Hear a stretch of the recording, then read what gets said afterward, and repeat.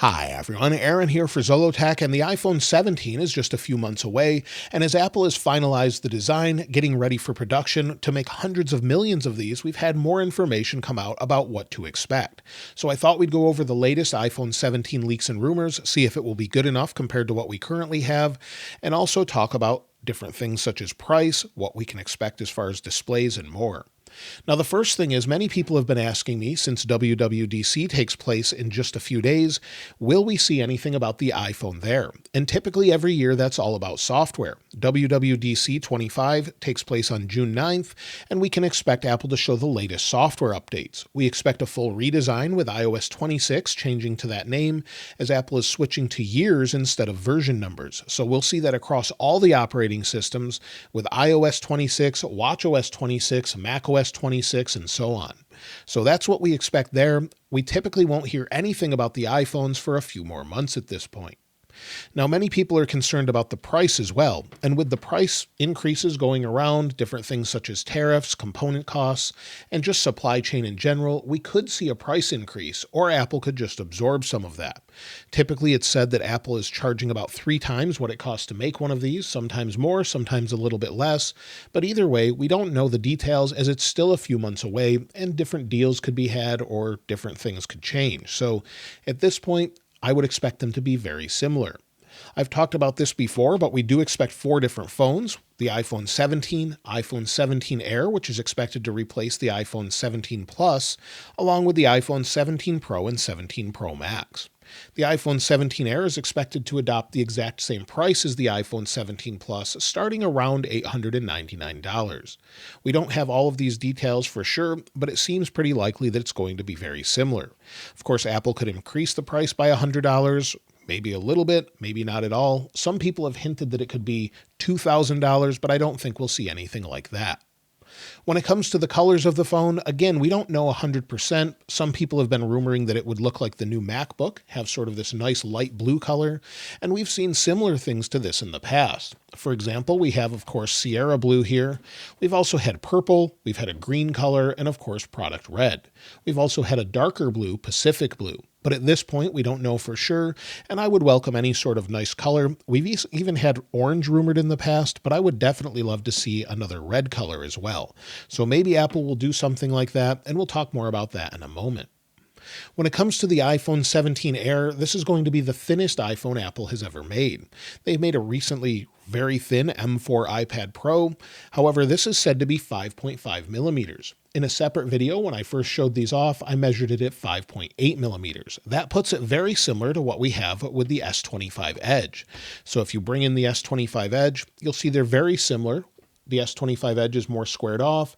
The iPhone 17 Air model here is rounded, but they're exactly the same dimension as far as the overall thickness minus the camera bump.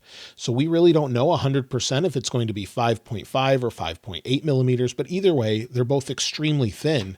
And of course, there could be some issues with that as well. But in general, it feels great to hold on to something this thin, even though that doesn't make a whole lot of sense. You really have to get your hands on it to understand that. Of course, displays are going to be a big thing this year, and the display sizes are expected to be mostly the same. One exception would be with the iPhone 17, where it's said to bump up from 6.1 inches to 6.3 inches to match the same display that we have on the iPhone 17 Pro. So that makes a lot of sense. These, of course, don't have real displays. They don't turn on. They're just sort of representative of what we could expect. And we could, of course, have a dynamic island. The dynamic island is said to be the same as we currently have. There were some rumors that it could shrink a little bit as Apple's been working on different Face ID sensors, but at this point it looks like it's going to be the same this year. As far as the iPhone 17 Air, the display is said to be 6.6 inches, and then the iPhone 17 Pro Max would come in at 6.9 inches. So pretty similar to what we have now, just a little bit different as we may have 120 Hz displays on all of them.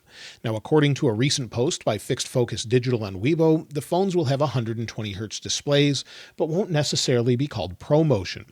That means they wouldn't be variable. Hopefully it's not, they're just adding it because that's what's available and then they don't enable it. That would be something that's a bit sad. But hopefully even on the base model, we'll see some sort of high resolution, fast refresh rate display. So I think it's time for that. There's no reason not to. Even the base Android phones at this point have that, but of course they need to be color accurate for Apple as well and high quality.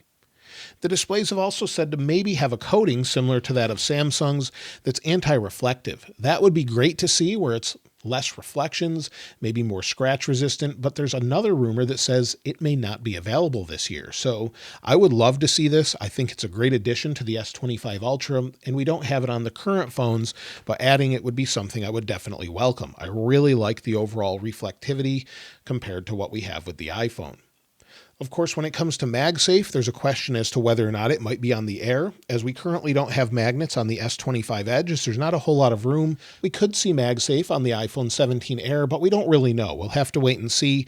They may maybe exclude this, as there might just not be room for those magnets, making it this thin. So either way, it still is expected to have some sort of wireless charging though. Now, when it comes to the design, this is an area where things are going to change quite a bit. I would expect the iPhone 17 Air to be titanium. It's extremely strong and rigid, it's lightweight, and could definitely withstand bending. I would be very surprised if it's made out of aluminum or aluminium. If it is, that would be a bit of a surprise, but we do expect that to be the case on the iPhone 17 Pro and 17 Pro Max this time. It's said to be moving back to aluminum and then also have a glass and aluminum back mix. So we could see that. That would allow for a few different things, not only being lightweight, but also allowing for different colors again. With titanium, it's a very difficult thing to sort of dye the titanium or anodize the titanium into different colors, and that's probably why you see very muted tones at this point. But bringing back something that's aluminum, we could see something a little bit more vibrant. Of course, the last time we had this was around the iPhone 7 and 8, and then with the iPhone 10, we switched to stainless steel. But we had aluminium or aluminum, and it definitely caused an issue on the iPhone 6 Plus where they easily bended. I didn't have this issue, but you'll see here this is a D-brand skin that I had on here from years ago, but this one is held up really well. It's still straight, no issues there, and it's held up very, very well because of that. But some people had them bend, they would sit on them in their pocket, and it would cause an issue. I would expect Apple to make sure that that doesn't happen, and they've done the same thing in the iPad Pro. That's not titanium, and it's super rigid. We do expect the same buttons and the same sort of layout, so we would have the power sleep wake, the camera control, the same USB-C and speaker and microphone on the bottom, and the same on the side.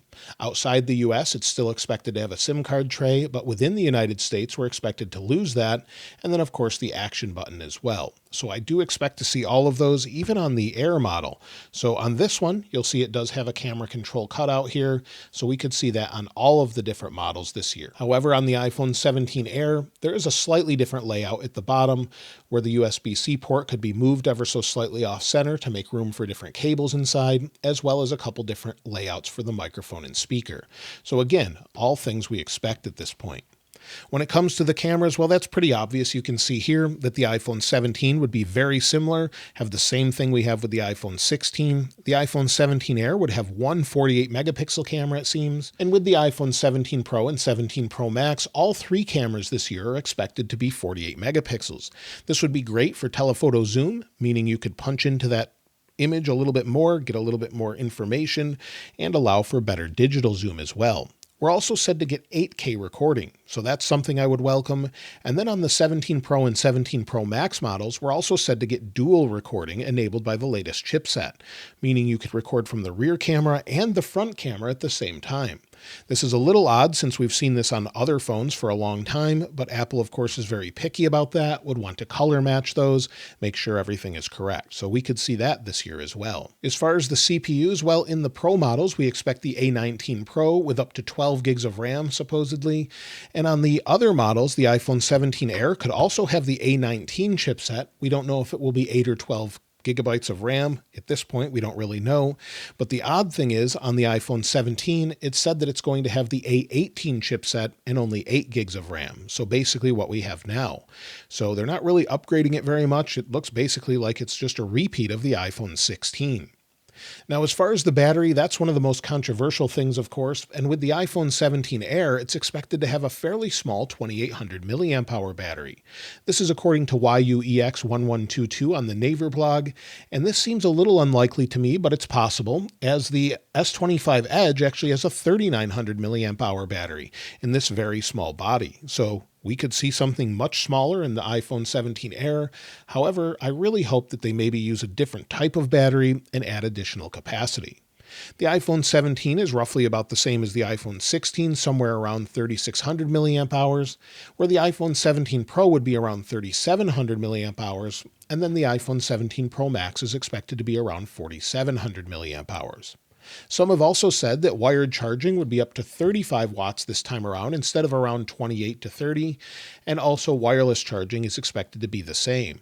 There's also the possibility of Apple testing 7.5 watt reverse charging, but at this point I'm fairly doubtful that they'll do that, but maybe they'll finally bring that to the phone to allow you to charge your AirPods.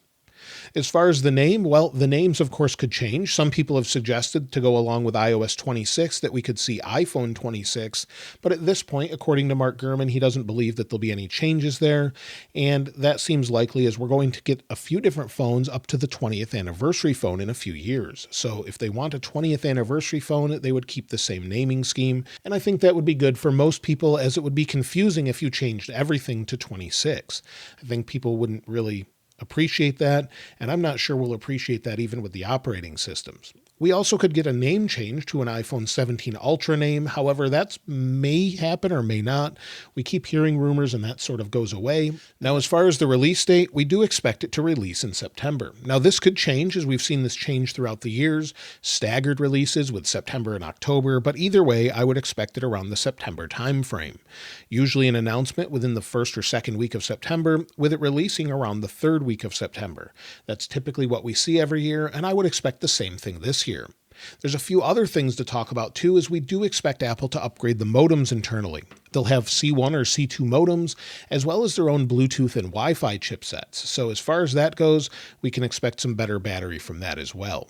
So if you're wondering if you should buy an iPhone 16 Pro now or maybe wait for the iPhone 17 Pro, I would say that if you're not in a hurry, I would wait and see what Apple has to offer. And then if you don't want the iPhone 17 models, you could just buy the iPhone 16 model discounted. So that's typically what I tell people at this point, since we're a few months away.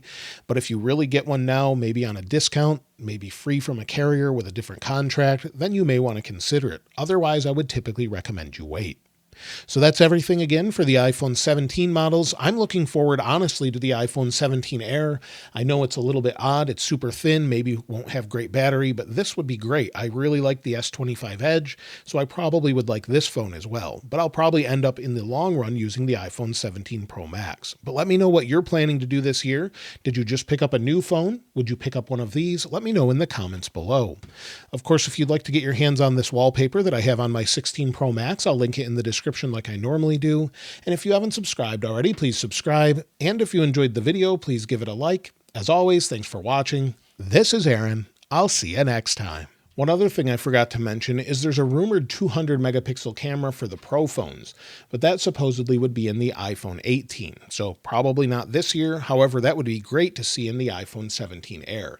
But either way, it looks like it's probably not going to happen this year and will be next year instead.